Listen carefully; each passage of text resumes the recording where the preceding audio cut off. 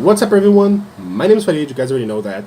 And today I'm going to be telling you about my first and so far only girlfriend. She's from high school, from when I was a student in high school, and she is no longer with us because she perished. She died in a terrible, terrible car accident. It was really bad. She was also imaginary. So here's the thing. I'm obviously gay. I'm like super gay, and I've always been gay. But I wasn't out in high school. Of course, I wasn't out in high school. You guys know what high school kids are like. I mean, even the suspicion that I might be a homosexual was enough to make people be mean and bully me, and that wasn't good. So I came up with this plan, this crazy plan that would totally work, I thought. To Actually, it wasn't high school, it was 6th grade. Yeah, it was 6th grade, but it was still, I mean, I was going to a religious school, so that's kind of worse. So I came up with this plan to make people stop thinking that I was a homosexual, even though I was in fact a homosexual. The plan was to get myself a girlfriend, but not any girlfriend. Because I didn't want to actually kiss and hold hands with girls because I'm not into them. I mean, full respect if you are into them, especially if you're also a girl, because then 10 out of 10. But I personally am not. I didn't feel comfortable with the idea of holding hands and kissing and doing straight things. So I decided I needed a fake girlfriend, one that wouldn't want to touch me at all. Better yet, one that didn't exist. So I told them all that I'd met a girl over break and that we were dating.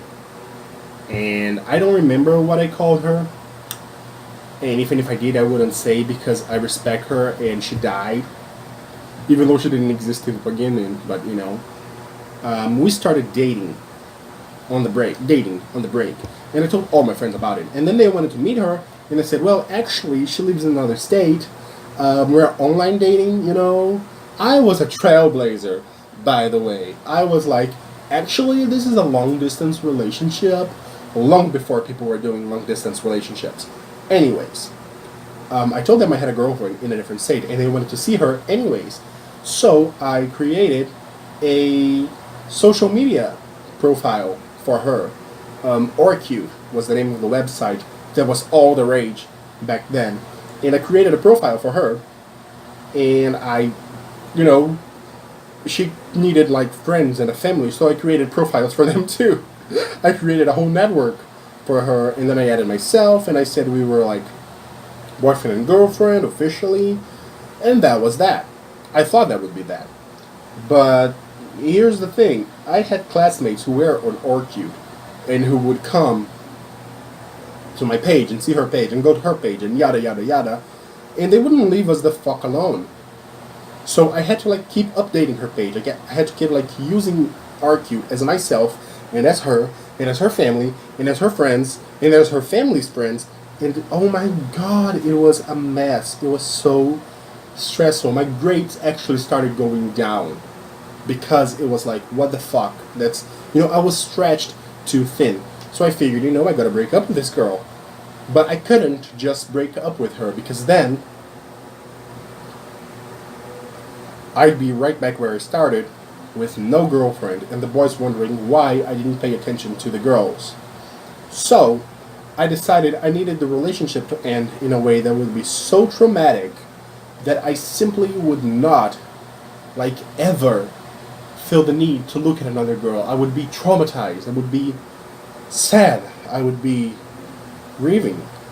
So I decided that my fake girlfriend, my imaginary girlfriend, had to die.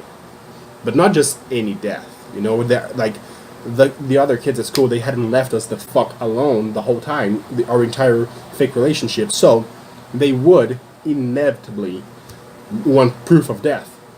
So I figured her death had to be a public event, And I decided I would give them just that. So I went to a news page the news page from Global, which is like the biggest news page in our country, and I looked for car crashes. For car crashes that killed families. Because, I mean, if she died but her family stayed alive, then, you know, her family would also be someone that I would have to, like, play online, and I would also have to play through their grief, and that would be... I had no idea how to do that. I'm not that good of a writer. I wasn't that good of a writer back then. Now I am, but, you know. So, I looked up and I found a particularly gruesome car accident on an interstate. So I took a print of the news page, and I put it on Paint, you know, MS Paint, and I edited it. I edited the details. I edited the date, I edited the interstate, I edited the names.